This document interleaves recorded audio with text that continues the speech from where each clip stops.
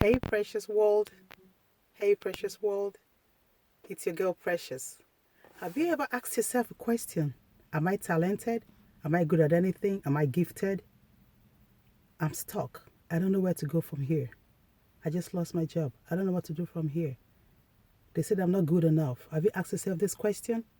If you have, then this is a video you need to watch. Today I want to talk about how do you know your talent? And if you find it, how can you use your talent to know your purpose and succeed? First of all, the question I want to ask is, what is a talent? A talent is an endowment. It's God-given. It's something that it's innate. It's in you, you know. It's something you are endowed with. It's a gift. And people oftentimes don't know that we are all gifted. Maybe because of a recurring record that plays in your mind, you're not good enough. Or because you did it and you can't succeed. You don't have a talent. You don't have a gift.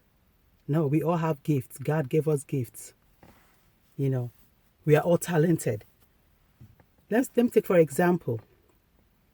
You give a recipe to 5 cooks and the 4 make average meal. And one person makes superb, delicious meal. The person that made the delicious meal has a gift to cook like nobody else. And most times, we don't know that the thing that comes easy to us, the things we do best with the least amount of effort, is your talent. We oftentimes ignore it and we think we have to strive and work to find our talent. No, if you are funny, maybe in school, in high school, they used to say, oh, you make a lot of jokes. You're the class jester. You are a comedian. That's your talent. That's your gift. If you can sing more than any other person in the choir, that's your gift. You're talented. Now you know this is how I can find my talent. The thing I do best and succeed with the least amount of effort. So when you find your talent, you have found a way to touch lives. If you remember in the Bible, Jesus gave a parable where the master traveled and he gave talents to each of his servants. He gave 10 talents, 5 talents, 1 talent.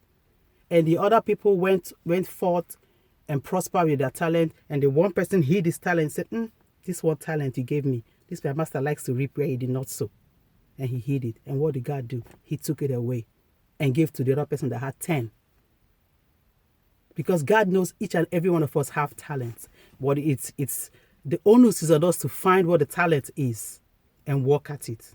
So now you know what the talent is and how to find what your talent is, what you do best with the least amount of effort.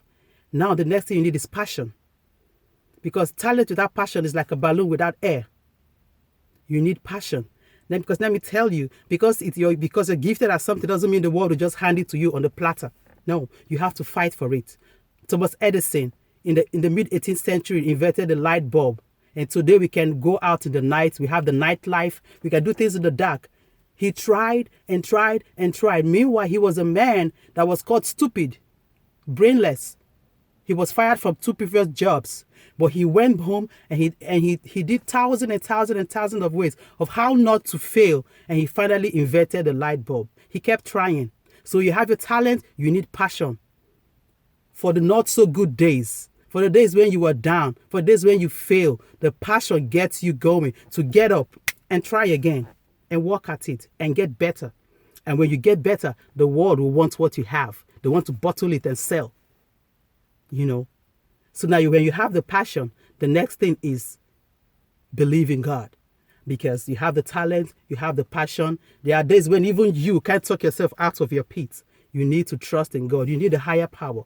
You need to know that God has you. When you don't understand what's happening, he has you in the palm of his hands. And because he gave you those gifts, he will make way. He said in Revelation that he will open doors for us that no man can close. But first, we have to find our talent. And the talent, the gift, will make way for us. And the naysayers will come. They will say, oh, who do you think you are?